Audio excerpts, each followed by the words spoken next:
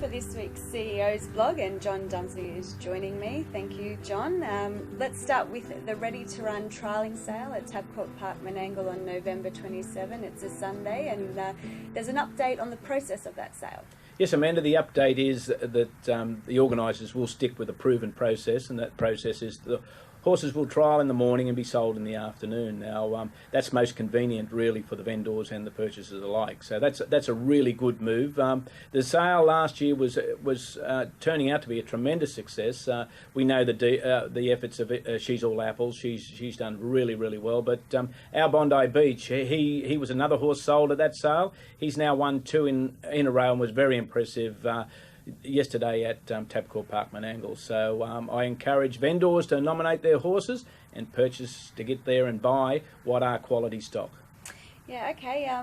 Let's talk about the Breeders' Challenge Review. Now, there are only a few days left for people to put forward submissions. Yes, the Breeders' Challenge Review closes this Friday.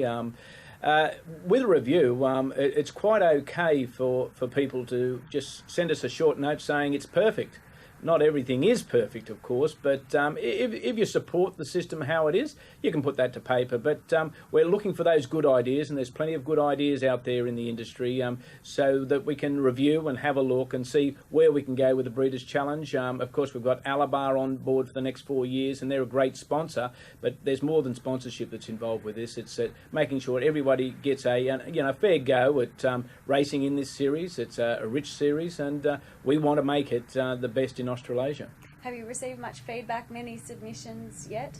They're trickling in. I won't say they're flooding in, but they're trickling in. But I encourage all participants, put pen to paper, drop us a short email if that's all that's required to Adam Fairley, and we can move on in the coming weeks. Okay, well, also this Friday is the closing date of expressions of interest for the board member vacancy.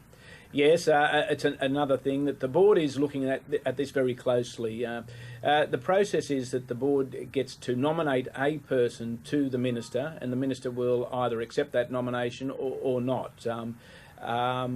It's a good process in that the board can see who is before them through an expressions of interest. They can certainly work through and see who that panel member is that joins a very, very good panel as it stands at the moment.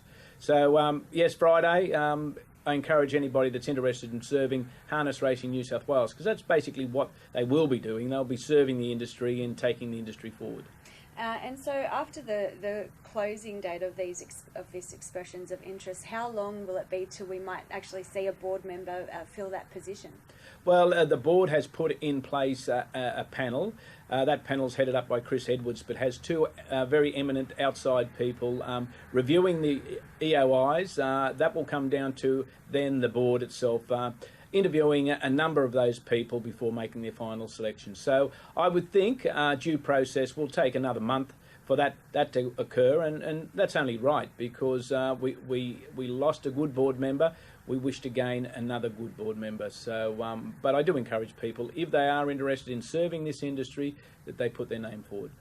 Okay, well, John, another big topic this week was New South Wales based participants Amanda Turnbull and Nathan Jack were involved in a police investigation. How does this affect Harness Racing New South Wales? Well, in the first instance, Amanda, we must have a presumption of innocence in all this.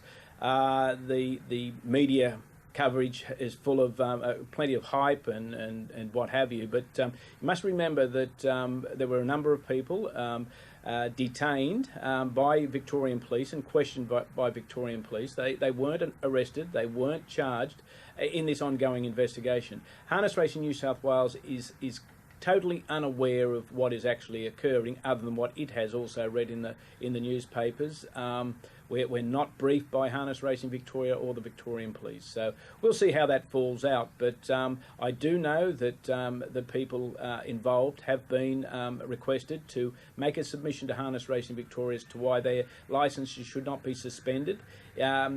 The outcome of that will dictate where Harness Racing New South Wales goes, but we do have reciprocal positions across Australia, so we'll wait until that falls out this Friday or probably next week. Yeah, that's right, John. Okay, thank you for your time, and we'll catch up again next week. Certainly, Amanda.